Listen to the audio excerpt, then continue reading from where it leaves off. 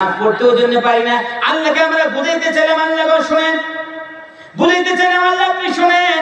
ব্যবসা বাণিজ্য চাকরি বাকরি এই কারণে আমরা নামাজ পড়তে পারি না। আল্লাহ বলেন, ও বান্দা, এই অজুহাত তুমি দেখাও না।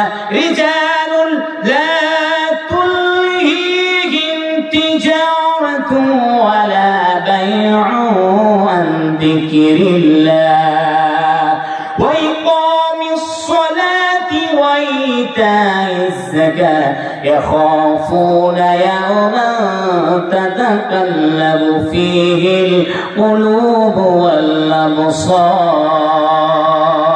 আল্লাহু আকবার।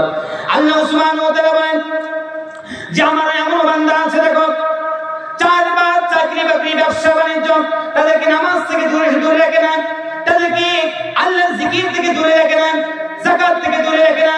অর্থাৎ আমার বান্দা চাকরি বাকরি করে, আমার নামাজ পড়ে, আমার জিকির আজগার করে, আমি আল্লাহ সুবহানাহু ওয়া তাআলার হুকুম অনুযায়ী যাকাত গুলো দিয়ে দেয়।